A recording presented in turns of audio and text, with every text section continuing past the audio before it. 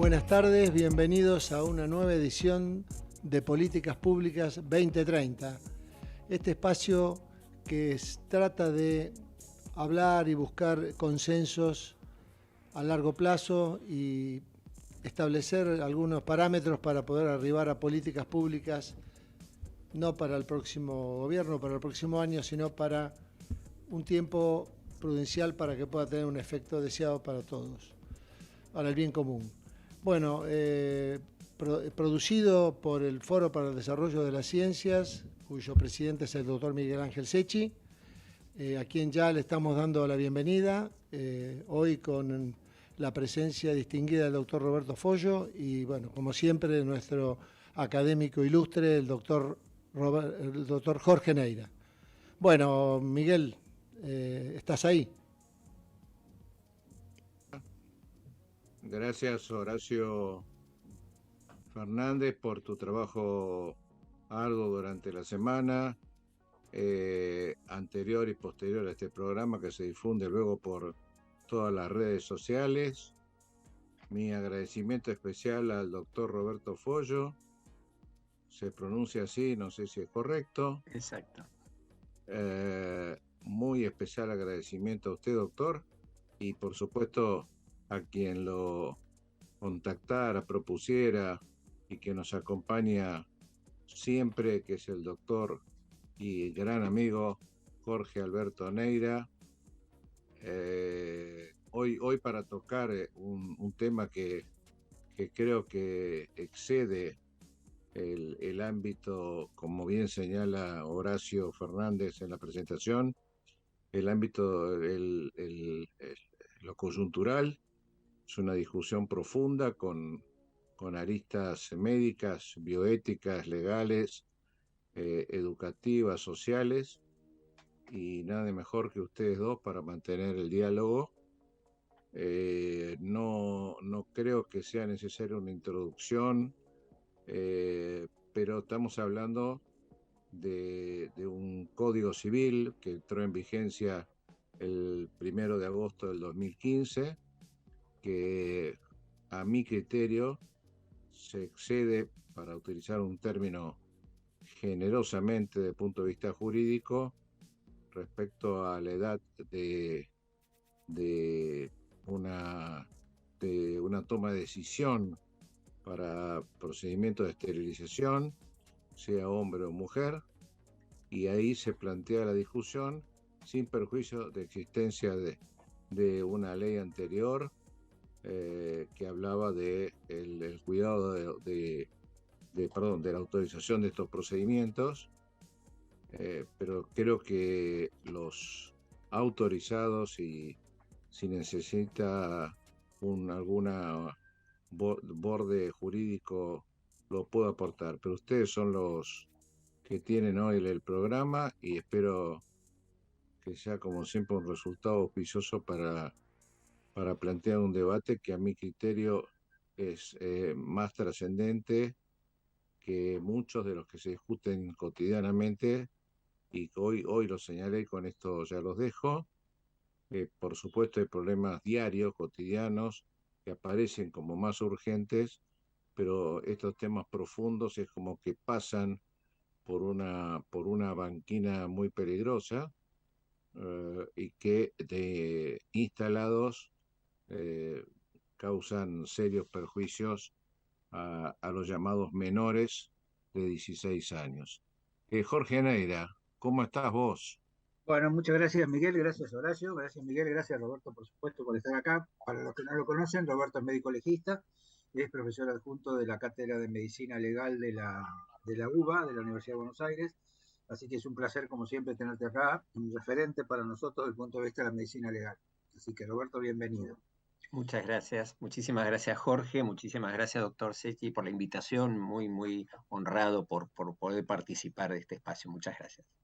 Yo creo que, como decía Miguel, ¿qué cosas nos preocupan a nosotros desde el punto de vista de la medicina? Bueno, una es esta ley que comentaba Miguel, que acaba, no esta ley, sino esta propuesta que es mediática que se hizo acerca de la autorización por parte de los adolescentes de medidas como la ligadura de trompas o como la vasectomía, Pero yo pensaba también, en base a las charlas que yo tuve, estamos teniendo con Julio Ravioli sobre la propuesta que se viene sobre las leyes de eutanasia, que hay un límite muy difícil, ¿no? Y me parece que en una sociedad que no está acostumbrada al pensar, digamos, al disenso, a expresar sus opiniones, cómo se le puede poner al adolescente la posibilidad de que tenga que elegir con alguna conducta a los 16, 17, hasta los 18 años, digamos. Y un poco la idea de charlarlo con vos, esas son reflexiones, nadie tiene la verdad, pero me parece que está bueno que empecemos a reflexionar acerca del impacto que tiene esto en la decisión del adolescente y las dificultades que esto puede generar. Así que me gustaría saber vos qué opinás del asunto. Me parece que vos sos una persona sumamente capacitada, no solamente capacitada, sino que tenés la experiencia adecuada como para empezar a pensar estas cosas. Sí, es cierto. Yo considero, se me ocurre que en temas de intervención de interés médico, sobre todo con las repercusiones que tiene, ¿no? Deberíamos eh, categorizar o de alguna manera ubicar cada uno de esos temas en función de las características propias. Me parece que no se puede de pronto valorar cualquier tipo de intervención, cualquier tipo de acto médico desde el mismo criterio, considerando que independientemente de sus consecuencias, independientemente del tipo de acto, hay o puede y muchas veces debe haber diferencias. De hecho, yo pensando en este punto, me interesa remarcar que uno de los criterios que interviene en el acto médico, sobre todo en materia de autorización, para técnicas que pueden llegar a ser invasivas y especialmente irreversibles, es el criterio del consentimiento informado. Y en este punto me parece que deberíamos tomar mucha profundidad en el análisis porque lejos de ser un mero documento que se firma donde la persona acepta o rechaza algún tipo de técnica, tiene una connotación muy especial y en este caso creo que reviste un valor agregado, sobre todo porque más allá de opiniones, bueno, esto lo vamos a ir charlando, pero más allá de ese punto, cualquier persona para adoptar una decisión que se le reconozca desde el punto de vista legal como válida, requiere tres criterios esenciales en esa autorización. En primer lugar, que la decisión para una práctica que se lo propone sea dada con libertad, sin coacciones, sin presiones. En otros términos, evitar que alguien diga si no haces o no aceptas esta cosa, la consecuencia para vos, para tu familia es esta. El segundo criterio es la intención en términos de expresar, de manifestar su voluntad, sea afirmativa o negativa, sobre algún procedimiento que se le propone. Y esta intención puede darse, la misma ley de derecho del paciente, la 26.529, acepta la forma oral, pero de alguna manera también exige que en algunos procedimientos esto sea dado por escrito, y especialmente en aquellos procedimientos que implican internaciones, intervenciones quirúrgicas, procedimientos diagnósticos o terapéuticos, y todo aquel procedimiento que implica algún riesgo. Yo me quedaría con esa última expresión porque me parece sustancialmente importante de cara a este problema. Y el tercer elemento, y no es menor, creo que aquí juega también un rol muy importante, es el discernimiento, entendiéndolo o valorándolo como la capacidad de comprensión que tiene una persona respecto de la explicación que se le brinda para una técnica determinada. Entonces, con esos tres constructos, con esos tres elementos, la persona estaría en condiciones de autorizar o rechazar lo que se le propone. Ahora, también debemos pensar que esa autorización, insisto, independientemente de la técnica y aplicable de manera particular a este caso, esa autorización implica un proceso que debe estar dado por información que se brinda, información respecto de los riesgos, respecto de los beneficios o supuestos beneficios o beneficios esperados, información respecto de los efectos adversos y sobre todo de las consecuencias que ese acto tiene de realizarse o no realizarse. Y en este punto creo que es importante considerar que se debería pensar en una información respecto de la irreversibilidad de la técnica que se propone. No es lo mismo informarle a una persona que se le va a hacer una intervención quirúrgica, una hernioplastia, operar una hernia, una vesícula, o incluso una cirugía de determinadas características, que informarle que se le va a realizar un procedimiento no basado en un fundamento o en un criterio o en una necesidad médica, porque este es otro punto a destacar, ¿no? Si estamos hablando de una patología que amerita una necesidad de una intervención quirúrgica para revertir, modificar el cuadro, estaríamos incluso ingresando en un criterio propio del Alex Artis, del arte médico. Pero si aquí una persona se presenta, y en este caso especialmente menores de edad, con la solicitud o el pedido de una intervención quirúrgica que provoque la esterilización, estamos partiendo de un procedimiento irreversible o por lo menos que apunta a esa característica. Nos deberíamos preguntar por qué el adolescente pide 16, 17 años. Obviamente, si hablamos de menos de 16 años, estaría dentro de ese grupo clasificado como adolescente que no lo permitiría la norma si no fuera, en este caso, con el consentimiento de sus padres. Pero pensemos en el adolescente o en el menor de 16, 17 años que concurre y pide una intervención de esta naturaleza. ¿No deberíamos estar pensando, y esto a modo reflexivo, de características similares a lo que ocurre con la cirugía plástica con fines estéticos? Es decir, no hay una necesidad terapéutica, no hay una razón desde el punto de vista médico, ni siquiera una recomendación a título de la prevención de una enfermedad concreta, que en este caso sería esperable, sino estamos hablando de una decisión planteada respecto de una perspectiva o una creencia en principio hacia futuro. ¿Qué pasaría con ese menor si a los 22, 23, 25 años cambiase de opinión al respecto, considerara que la información que tuvo en este momento, en esa etapa de la vida, no era suficiente, pero también si consideraba que, más allá de que la información pudo haber sido completa, no estaba en condiciones de madurez suficiente para esa decisión? Obviamente esto ya nos plantea ciertas objeciones, por eso no podríamos encuadrar el procedimiento de una intervención de esta naturaleza a pedido del paciente como una intervención común, sino con características especiales, ¿verdad? Sí, me parece espectacular lo que decís. Yo agregaría otra cosa más, ¿no? Que es el tema de qué significa adolescencia, ¿no? Siempre se dice que adolescencia es el chico que adolece porque todavía no es un adulto, pero en realidad eso es una cosa que está perimida. Cuando vos hablas con la gente, con los especialistas en adolescencia, con los cuales yo tengo bastante vinculación, y vos querés poner un límite de edad al adolescente, bueno, esto se hace bastante fluo, ¿no? Fíjate vos que muchos pediatras siguen atendiendo a sus pacientes hasta que tienen 24, 25 años por el vínculo que tienen, sobre todo cuando son del mismo sexo, me refiero, ¿no? En los casos que el sexo cambia, por ahí eligen si tienen una pediatra mujer, eligen a un médico de adultos, pero siempre el límite de la adolescencia es un límite, digamos, difícil de definir, ¿no?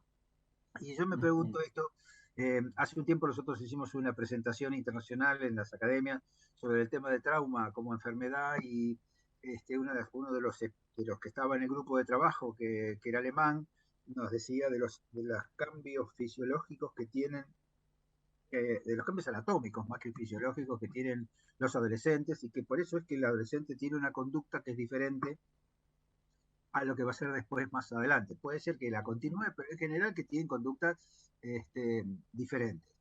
Y este es un punto, porque vos estás poniendo, digamos, en una legislación un límite de edad. ¿Y quién dice que esa es la edad, digamos, que...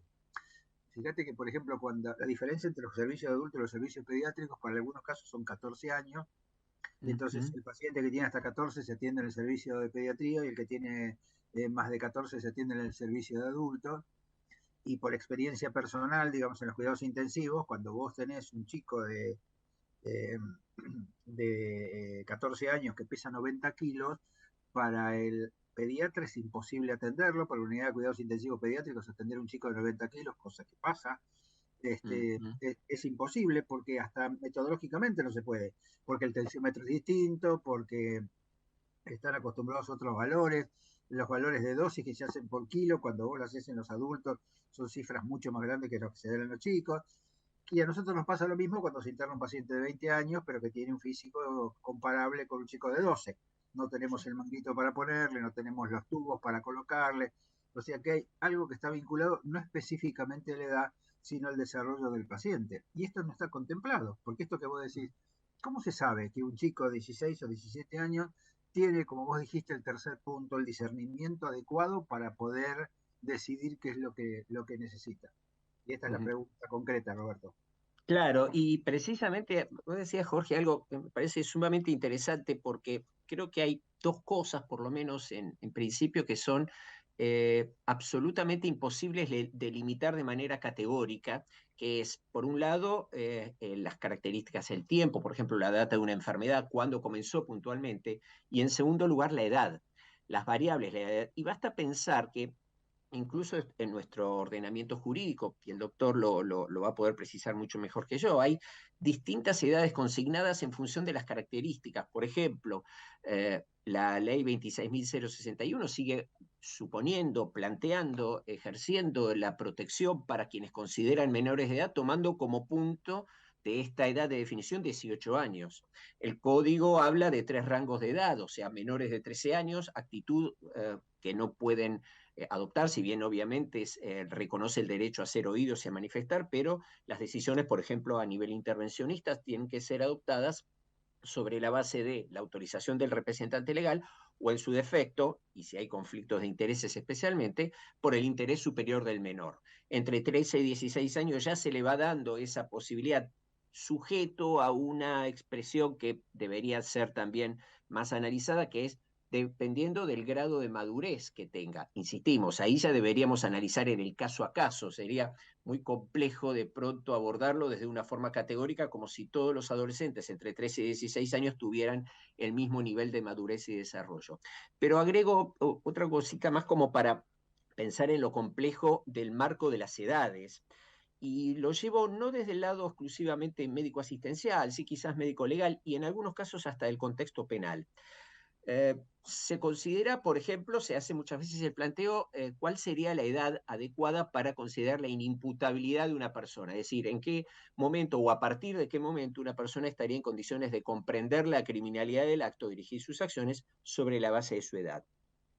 Y lo que nos está demostrando de los últimos 10, 20 años las neurociencias es que la madurez del sistema nervioso, que va a ser en este caso el punto de esencia para pensar en madurez en ese terreno, y lo podemos trasladar al discernimiento desde los actos jurídicos, y en este caso para este acto médico, decía, esa madurez no está consignada en un momento, en una edad determinada. Hasta ya después de los 20 años todavía hay desarrollo y maduración del sistema nervioso. Esto no quiere decir que una persona que tenga 20 años debería pasar como inimputable, pero vuelvo a plantear la idea de cómo la edad que tiene la persona debería ser conceptualizada en función del desarrollo, del grado de madurez, pero también aplicable al caso sobre el cual se está sometiendo a esa consideración. Implica preguntarle, decirle a ese menor de 16, 17 años que se le va a someter a una intervención que a priori impresiona y apunta a ser irreversible.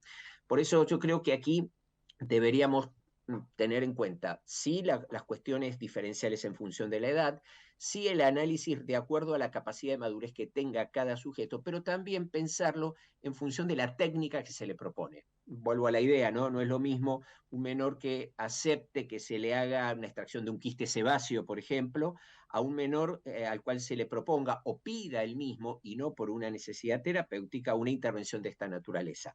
Ese último punto también me parece importante. ¿Cuál sería el fundamento para esta intervención? ¿Es por una razón médica? ¿Es porque hay una patología? ¿Porque hay un tumor? Ahí se justifica desde el ejercicio legítimo del derecho que tiene el profesional, desde el derecho de autorizar o no de la persona, con los apoyos, consultas que lo deseen. El problema es hasta qué punto una decisión de esta naturaleza, no sé si en todos, pero en algún caso, no responde a una coyuntura, a un momento, a un paradigma, a la influencia del entorno que le hace cerrarse a cualquier tipo de explicación. Y estamos hablando de una decisión irreversible.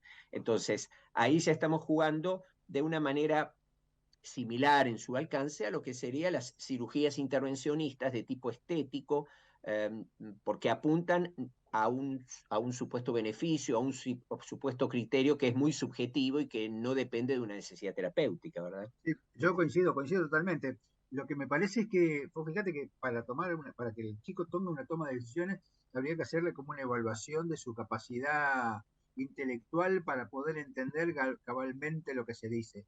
Sobre todo porque existen otras opciones, digamos, existen opciones no reversibles de interrupción del embarazo, no de interrupción, sino de prevención del embarazo, que podrían ser utilizadas, y me parece que todo esto está vinculado con la educación sexual. Digamos, en un país donde la educación sexual no está totalmente desarrollada como debiera, y donde no sé qué acceso se tiene desde el punto de vista de la equidad a la prevención del embarazo, plantear esta situación de máxima, ¿no parece un poco exagerado? ¿Vos qué opinás? Sí, totalmente. Bueno, hago una analogía más allá de que las comparaciones pueden no ser exactamente adecuadas o exactas, pero hago una analogía con lo que pasa con los trasplantes de órganos. O sea, planteado el trasplante como la última alternativa, como la última ratio frente a una situación, en ese caso sí desde el punto de vista patológico. Aquí también deberíamos pensar que habiendo otro tipo de alternativas, como muy bien decís, Jorge, habiendo otro tipo de alternativas que podrían llegar a ofrecer técnicas para evitar el embarazo, incluso un desarrollo mucho más serio, mucho más concientizado de lo que es educación sexual, de manera tal que el adolescente se instruya primero respecto de su educación, de su formación en el ámbito de la sexualidad, y no llegar a una decisión de esa naturaleza salteando un montón de pasos que probablemente a lo mejor ese adolescente o esa persona ya a los 20, 23 años diría, bueno, si yo hubiera sabido que existía otro tipo de técnicas, no hubiera llegado a esta intervención. Agregando también, y no es un dato menor, que como todo procedimiento de esta naturaleza también tiene sus riesgos. Y esos riesgos, ¿está en condiciones de asumirlos? ¿Está en condiciones de comprenderlos? ¿O lo va impulsando exclusivamente una motivación que tiene que ver con paradigmas, con ideas, con creencias? Creo que en estas cuestiones, sobre todo cuando son cuestiones de tipo médico, deben ser abordadas con muchísima prudencia y muchísima cautela. No es simplemente una determinada moda, onda, idea o pedido, sino que en función de ello debe analizarse y sobre todo qué condiciones tiene quien lo emite, más allá de la técnica o el procedimiento que sea, qué condiciones tiene quien lo emite, está en condiciones de valorar, conoce realmente los alcances de esto. De pronto a lo mejor esto, no digo se pueda resolver, pero se puede allanar en un diálogo en términos de, bueno, ¿por qué propones esto? ¿Por qué pedís esto? ¿Qué es lo que te motiva a plantear esto en estos momentos? Eh, Más allá de, precisamente, en caso de que insista, en este caso adolescente, plantearle, bueno, mira, vamos a hablar bien del procedimiento, vamos a aclarar precisamente cuáles son los riesgos. Tenemos que evaluar, de alguna manera, si estás en condiciones de solicitarlo, de aceptarlo, si ese consentimiento en la práctica va a ser válido, porque el sí o el no podrá cumplir determinadas formalidades que se ha dado en un momento determinado, en una forma, etcétera. Pero en el fondo lo que se juega en un consentimiento es la expresión de voluntad que da la persona luego de haber recibido la información y de haberla comprendido y haberla valorado. Entonces, me parece muy importante eso, ¿no? Sí, yo creo que en realidad es como empezar por el final, ¿no? Empezar por el final y decir, bueno, empecemos resolviendo este tema cuando en realidad hay muchas opciones que ni siquiera se han puesto en práctica. Yo tengo la sensación, y me gustaría que después avancemos en esto en la segunda parte del programa, que pasa lo mismo con el tema de la eutanasia, ¿no? Hay una propuesta de eutanasia, entonces el concepto básico es, bueno, pero el paciente que sufre hay que resolverle el sufrimiento. Yo creo que muchas veces el paciente que sufre es porque no ha tenido el cuidado paliativo adecuado, como para no tener ese sufrimiento. Entonces vos decís, acaba de salir la ley de cuidados paliativos, ¿no? Antes de la ley de cuidados paliativos. No habría que plantear en un debate que la ley de cuidados paliativos tendría que acceder a todo el mundo, tendría que acceder al cuidado paliativo, y que el cuidado paliativo no es del final de la vida, sino de un proceso que se va armando a medida que lo curativo va disminuyendo. Entonces, Exacto. ¿por qué empezar con la ley de eutanasia antes de la implementación efectiva? Acá me parece lo mismo, ¿no? Digamos, porque vos pensás, bueno, al chico se le hace la vasectomía, a la chica se le hace la ligadura de trompas, entonces seguramente todo lo que tiene que ver con las enfermedades de transmisión sexual se van a ver incrementadas, porque con esa seguridad que se da, que no te vas a quedar embarazada, o no nos vamos a quedar embarazados, para decirlo más estrictamente, este, me parece que eso también son cosas que hay que tener en cuenta y que están vinculadas con la educación sexual. La educación sexual en los colegios, la educación sexual durante toda la formación del adolescente, que es tan importante, porque así como se habla de los 1000 días, que es el momento del embarazo, y los días que siguen para la evolución de los chicos, me parece que también la adolescencia es un punto de inflexión para el adulto, ¿no? Para volverse adulto, y que me parece que hay toda una serie de cosas que se pueden hacer y no empezar por el final. ¿Por qué se te ocurre a vos que aparece esta cosa para la discusión pública cuando en realidad hay como necesidades básicas insatisfechas?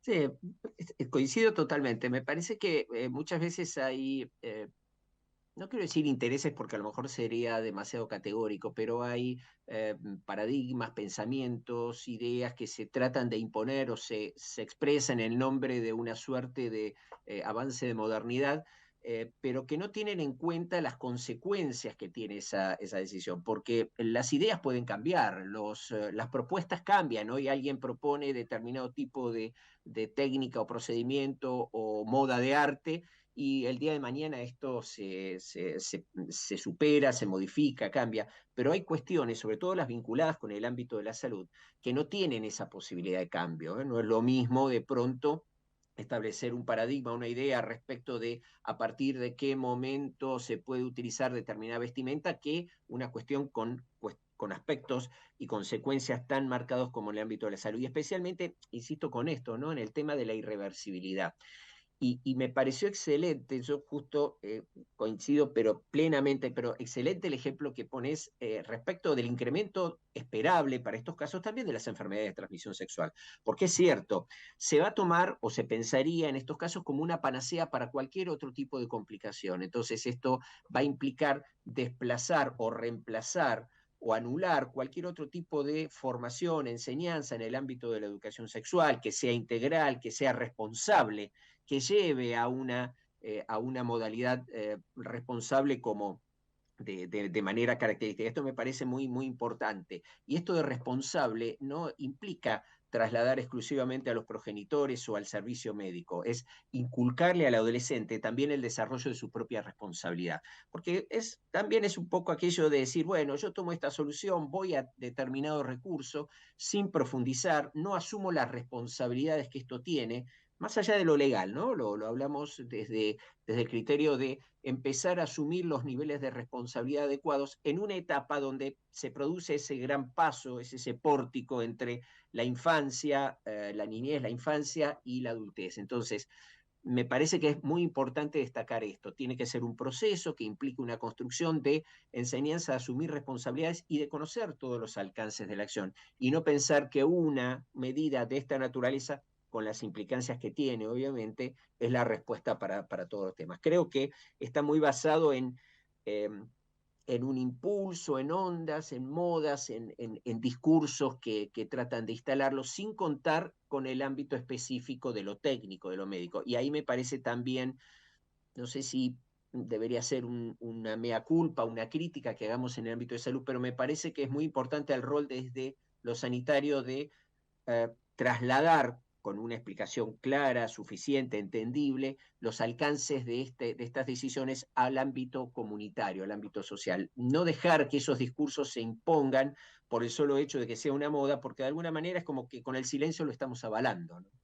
Así es. Doctores, perdón, en 2 minutitos volvemos. ¿Cómo Vale. no? Tenemos unas cuantas cosas para preguntar después, Robert. ¿Cómo no? Gracias. Se entra con el mismo Zoom, ¿eh? Sí. Perfecto.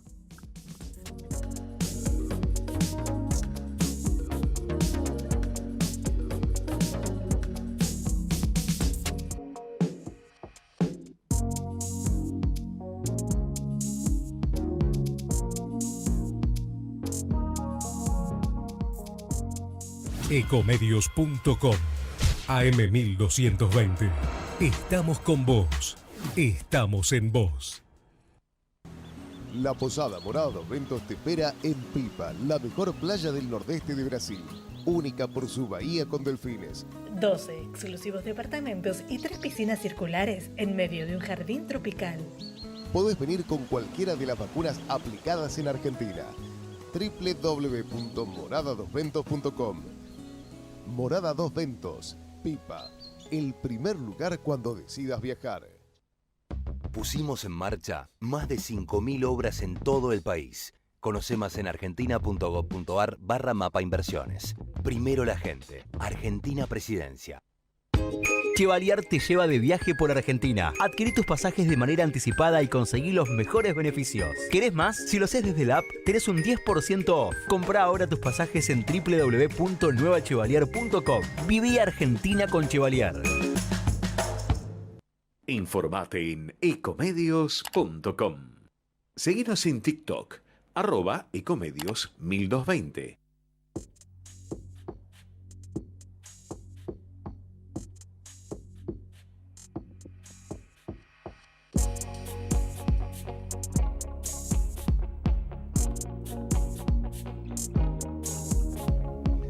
Bueno, y continuamos con Políticas Públicas 2030 en este programa que la verdad que no tiene desperdicio y no quiero robar ni un segundo más porque que hablen los que saben.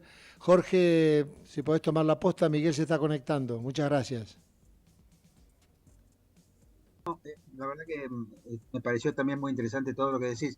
Yo creo que vos hablás de la participación comunitaria que yo comparto plenamente, ¿no? Ahora, ¿cómo se hace para generar el debate comunitario? ¿Cómo se hace para interesar a la sociedad a que estas cosas hay que debatirlas primero antes de lanzar la propuesta, ¿no?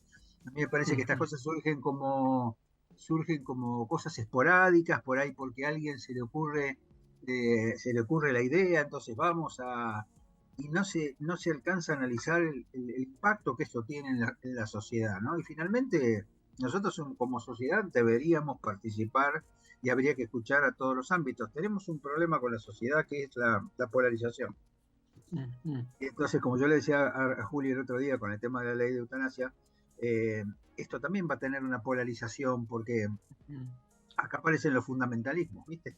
Y cuando hay fundamentalismo ya la discusión se complejiza porque es blanco-negro y no hay forma, no hay escala de grises. ¿Cómo te parece vos que se puede orientar la participación comunitaria en las decisiones de este tipo?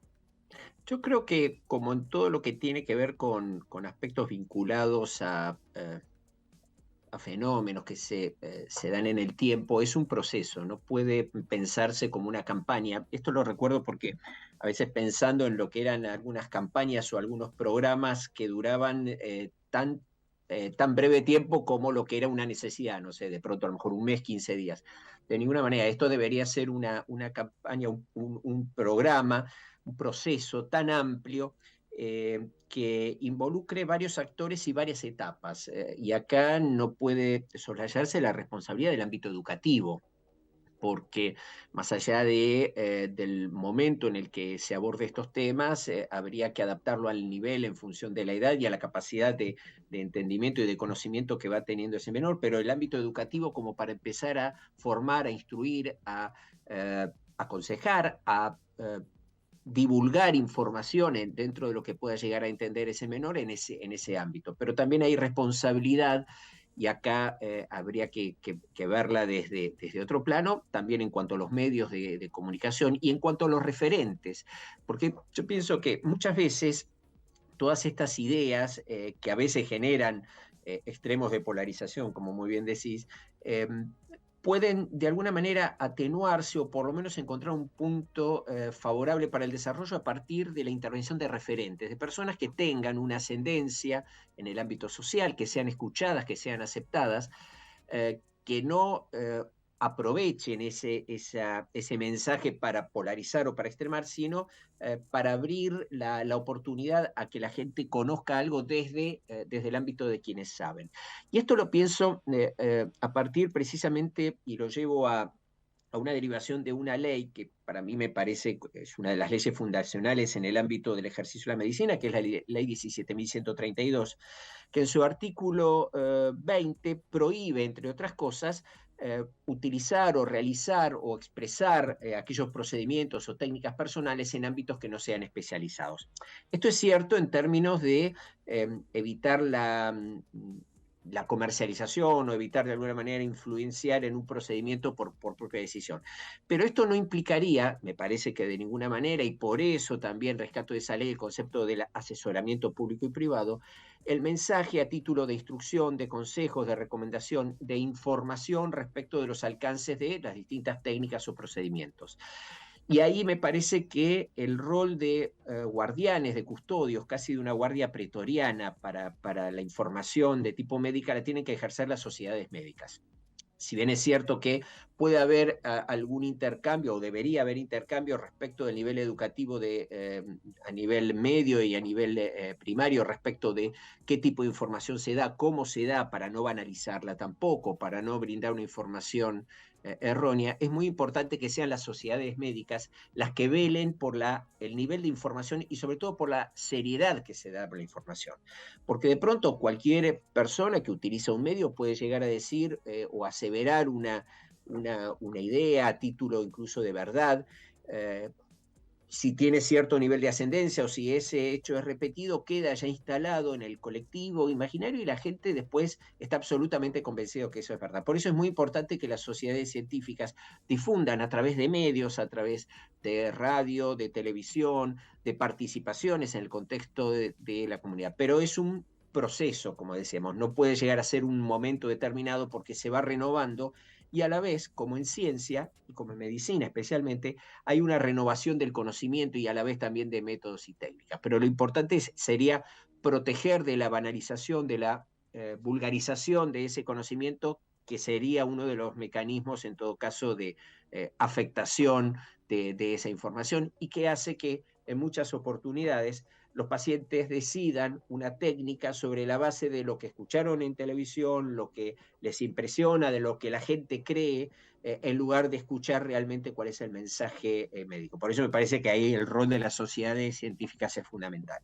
Sí, yo comparto. Nosotros muchas veces cuando hay algún tema de conflicto en la academia, lo que muchas veces es convocamos a las sociedades científicas para hacer consensos de trabajo, para hacer definiciones que estén consensuadas por todos los efectores, que muchas veces son más de una sociedad, porque acá yo me imagino que la Sociedad de Ginecología y Obstetricia, la Sociedad de Adolescencia, la Sociedad de Pediatría, la Sociedad de Medicina Legal, hay muchos ámbitos vinculados para esto, y me parece que lo ideal sería hacer como una reunión de consenso o de disenso, porque nosotros siempre le encontramos, la gente de la sociedad considera que el disenso es como que estás en contra, y el disenso es la mejor forma de aprender, porque uno aprende escuchando la opinión del otro, que puede ser distinta de la mía, pero que puede ser tan valiosa, incluso mejor que la mía. Y esta es una cosa que uno tiene que tener la apertura. Nosotros siempre decimos que la mente es como el paracaídas, funciona como cuando está abierto, ¿no? Y en ese caso me parece que lo que se necesita son apertura, como vos bien decís. La academia hizo una declaración, recordamos todos, digamos, al respecto, que tiene muchas de las cosas que estamos discutiendo, que nos parece que hay instancias anteriores, pero el tema es esto que voy a decir, lo mediático versus lo societario, la organización no gubernamental, la sociedad civil, digamos, lo que se llama las organizaciones de la sociedad civil. ¿Cómo ves este tema? ¿Qué futuro le ves a esto? ¿Cuál sería la discusión? ¿Qué va a pasar a partir de ahora? Digamos, a alguien se le ocurrió decir que esta era la propuesta. Yo le decía a Miguel el otro día, no sé si salió ninguna resolución ni nada, simplemente parece que fue una opinión, pero es una opinión que uno... a mí, si yo fuera una autoridad, me costaría mucho decir, porque es algo muy taxativo, es algo no consensuado previamente, ¿no? No sé cómo lo ves vos. ¿Cómo lo ves? Exacto, es demasiado, quizás demasiado presuroso en cuanto a afirmación, porque si bien tenemos la experiencia en muchos ámbitos que a veces surge algún tipo de propuesta y luego queda diluida y pasa el tiempo, pero sobre todo este tipo de idea, este tipo de propuestas que puede quedar anidada en determinadas personas, no necesariamente por un interés malicioso, sino simplemente por lo que les resulta novedoso, probablemente en esos casos donde ya quede anidada no la dejen pasar tan fácil, no la dejen en el marco del olvido. Entonces, es probable, no digo seguro, aquí todo es siempre muy variable, pero es probable que en algún momento se vuelva a reactivar el tema o se intente sondear respecto de esa posibilidad. Igual yo creo que como una manera prudente y responsable, en este caso, debería, más que lanzarse en un ámbito público para ver de alguna manera cuál es el impacto que tiene desde la sociedad y cómo esto genera apoyos o en algunos casos también disensos, una forma más responsable sería, como vos muy bien decías, ¿no? Juntar a distintos actores que pueden y que deben intervenir en esto, porque, y ya lo sabemos de hace un tiempo, la inter y la multidisciplina es lo que ha construido y ha permitido avanzar en el conocimiento y en el progreso. Juntarlos porque cada uno de ellos tiene mucho para aportar. De pronto, a lo mejor, pienso de manera hipotética en este caso, la Sociedad Argentina de Pediatría tiene mucho para decir en cuanto a los aspectos que tienen que ver con lo fisiológico, lo neurológico, lo psíquico, también desde el punto de vista de la psiquiatría. El derecho no puede faltar porque precisamente es el que le va a dar ese plexo orientativo adecuado. Cada una de las ramas que va a intervenir, porque de lo contrario sería pensar que ese menor que se va a hacer una vasectomía o esa menor que va a hacer una ligadura de trompa fuera atendida exclusivamente por un cirujano y no hay anestesiólogo, no hay instrumentadora, no hay enfermeras que lo vayan a atender. Entonces, una manera que me parece que debería implicar un desarrollo responsable de esta y de otro tipo de actividades sería, antes de lanzar una idea, reunir a quienes saben, a quienes pueden aportar, a quienes pueden disentir, porque vos muy bien lo dijiste, Jorge, un disenso muchas veces puede marcar una luz, un nivel de alerta respecto de algo que no fue previsto por los otros participantes y que al analizarlo uno dice, bueno, pero esto sería un riesgo mucho mayor. Tenemos la no demasiada fortuna de que muchas experiencias en el ámbito sanitario incluso han surgido más por un impulso que por la racionalidad o por el consenso. Y acá el consenso no tiene que ver con los intereses, sino lo que cada uno puede aportar siempre con un objetivo común.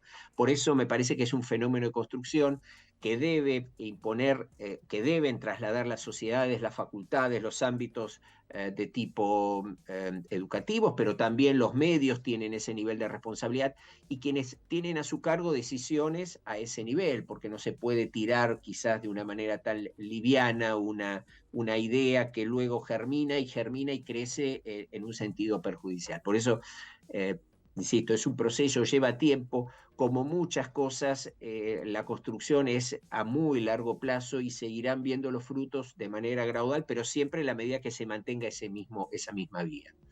Perdón, Miguel, ¿puedo? pero Miguel, por favor, a ver qué dice la ley.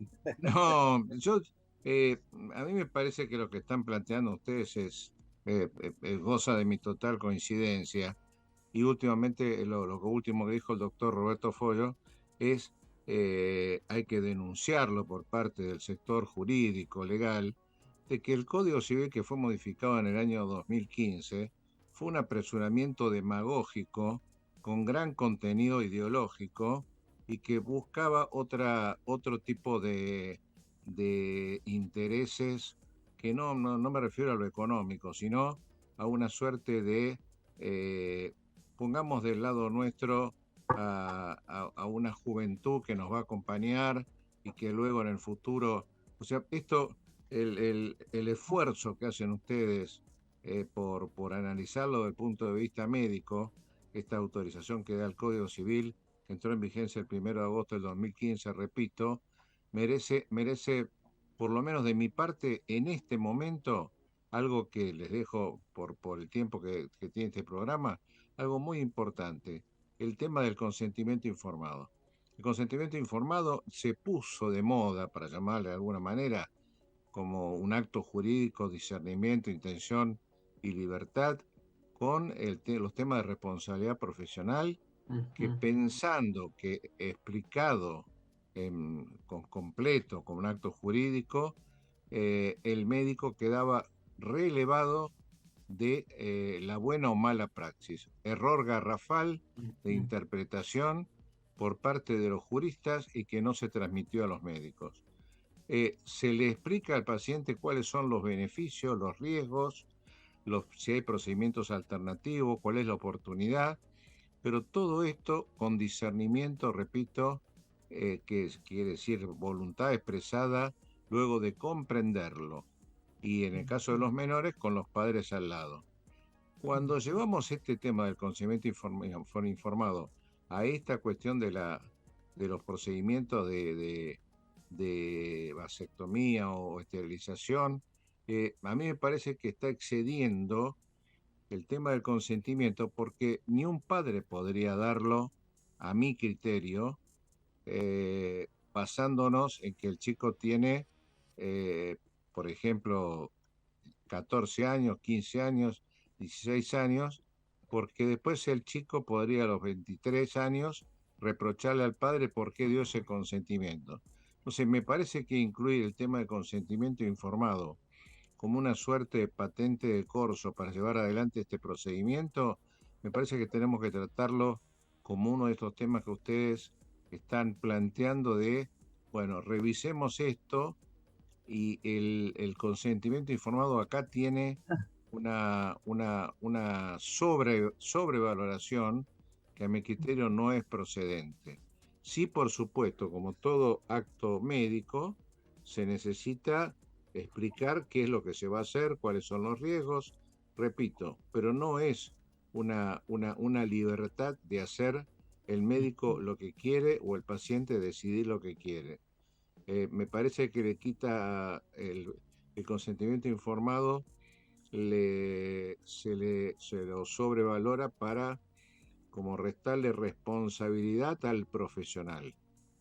Y esto nunca fue así. El profesional debe informar, después la medicina no es 2 más 2, y aún existiendo consentimiento informado, se puede cometer algún error no querido, involuntario por parte del profesional.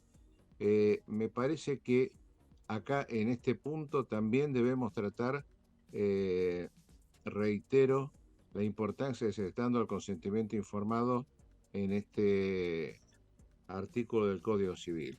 Lo planteo como una inquietud para, creo que no sanea esta profunda discusión que ustedes están planteando en estos momentos. Era simplemente agregar esto. Roberto. Sí, totalmente de acuerdo. Bueno, hay un error conceptual basado en criterios muchas veces de formación o de falta de información de los profesionales de la salud que piensan, como muy bien decía el doctor, que el consentimiento informado exime de responsabilidad profesional, cosa que no es así de ninguna manera, es simplemente la expresión de voluntad de una persona respecto de lo que se le propone. Y es muy importante tener en cuenta eso porque muchas veces en el nombre del consentimiento informado se legitimarían o se piensa que se legitiman conductas que están precisamente vedadas o prohibidas por ley, ¿no? O sea, incluso si lo tomamos desde la forma, la importancia de considerar el contenido de ese consentimiento, porque está quienes suponen que porque la persona dijo que sí o que no ya tiene valor, y la pregunta es, ¿pero realmente lo entendió? ¿Cómo garantizamos nosotros que ha comprendido la explicación? A ese paciente que se le dijo que hay que hacerle una colecistectomía, un paciente con de pronto una formación de instrucción que no le permite entender qué significa ese término, cómo se le explicó, qué se le explicó, qué términos se utilizaron. Por eso la mejor manera, parte, como en todos los casos, de una adecuada, de una óptima relación, de un óptimo vínculo del paciente con el profesional de salud, el médico, el equipo médico, con el paciente, explicando, logrando en definitiva generar esa díada que era la que históricamente dio origen a esa relación tan fuerte y que marcó el camino de la medicina, sin necesidad de excesivos ritualismos o formalismos, porque eso también es un elemento a pensar en qué medida no separa, no genera una barrera en cuanto a la confianza. Si usted no me firma esto, yo no lo puedo atender, usted no se puede sentar. Entonces se está imponiendo como recursos demasiado formales. Deberíamos un poco pensar en volver a eso de lo cotidiano del vínculo, más allá del cumplimiento de disposiciones y obligaciones, pero del vínculo que nunca debió dejar de existir o no debe dejar de existir nunca, ¿no? Hoy los jueces preguntan respecto al consentimiento informado, le preguntan al paciente cómo fue materializado, claro, si se lo entregaron, se lo llevó a la casa, volvió, lo charlaron, lo conversaron, no 5 minutos antes de la cirugía, en ayunas a las 5 de la mañana. Exacto.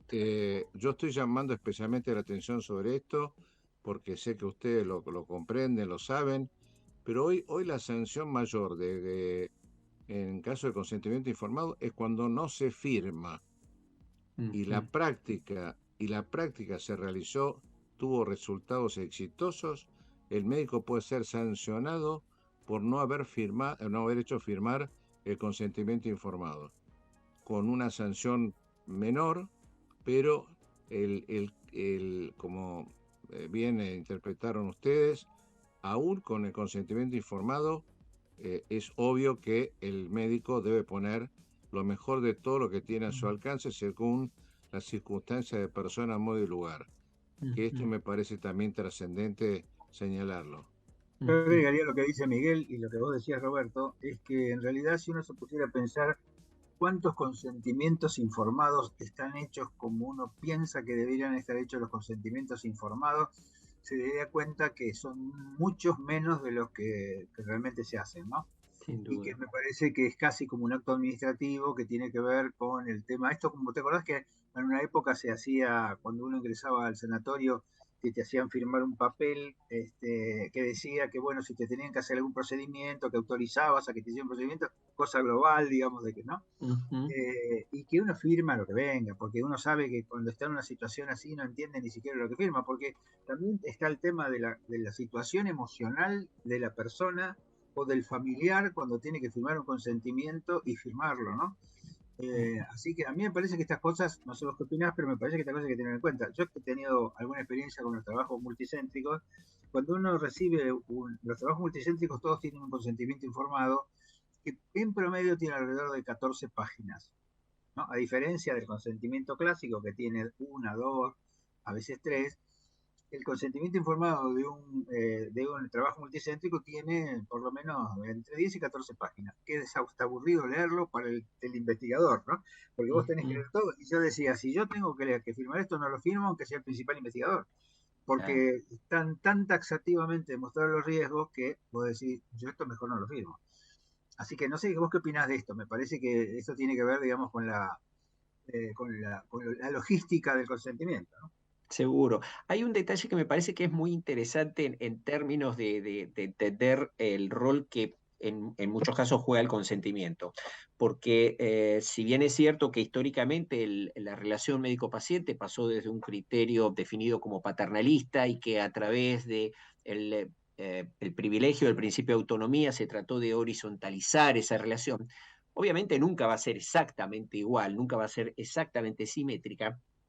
Y el consentimiento, sobre todo en aquellas condiciones donde, vos muy bien lo definiste, Jorge, la vulnerabilidad que tiene el paciente y la familia, sea por los síntomas, sea por la angustia, sea por el temor respecto a la incertidumbre que le genera una situación de salud, hace que termine aceptando, firmando todo. Entonces, de alguna manera vuelve a generar una relación asimétrica, con el agravante, y como decía el doctor muy bien, que en definitiva a la justicia lo que le va a interesar es esa información, cómo se la brindaron. O de pronto usted dijo que sí, porque por el temor, por el miedo, porque dijo, hagan lo que tengan que hacer, no importa, no necesito, no requiero, no me interesa, tengo miedo de cualquier información. Obviamente está en su derecho la persona de no aceptar esa información, pero ¿cuántas veces, y esto nos deberíamos preguntar, esa condición de vulnerabilidad, extrema vulnerabilidad que tiene el paciente y dependiendo de su patología, lo mismo que la familia, no terminan aceptando algún tipo de propuesta sin haberla analizada, valorado, comprendido, obviamente cuando los tiempos así lo disponían. Entonces, de alguna manera pensar que un documento que le da formalidad a un determinado acto puede, mal utilizado o excesivamente utilizado o excesivamente puntilloso, más allá de lo necesario, convertirse en un arma de doble filo, ¿verdad? Así es. Sí, a mí Bueno, me parece.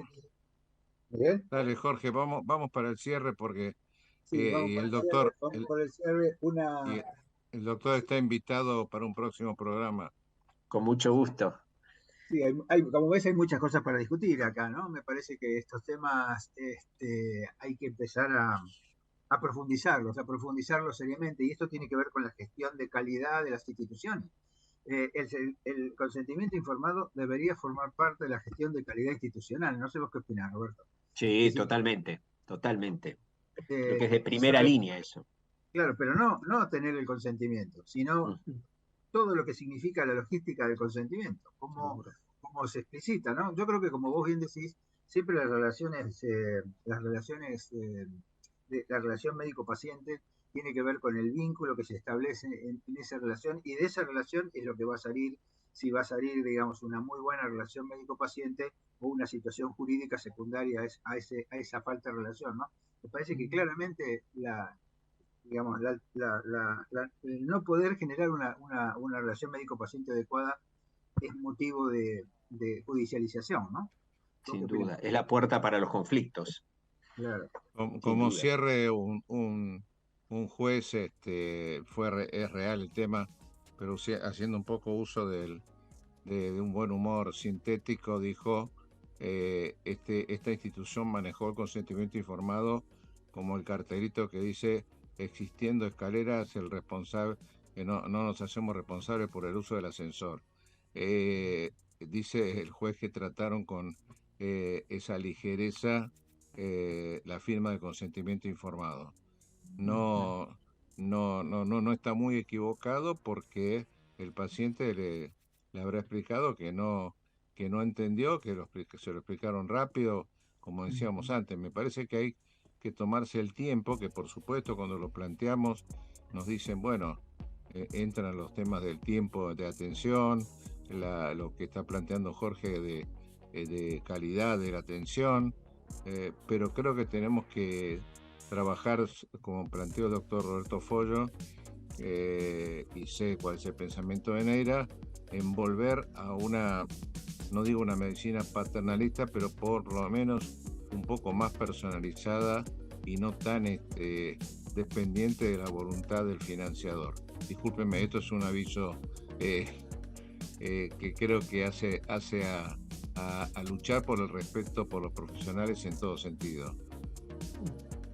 Bueno, así que Roberto, te agradecemos un montonazo que nos hayas acompañado. Como dijo Miguel, estarás invitado por una próxima reunión. Hay otros temas para discutir, como habíamos hablado, así que será un placer volver a convocarte. Muchísimas gracias. Muchísimas gracias a ustedes, el placer es mío. Muchas gracias, con mucho gusto. Gracias, Miguel. Gracias, Horacio. Gracias, doctores. Adiós, muchas gracias.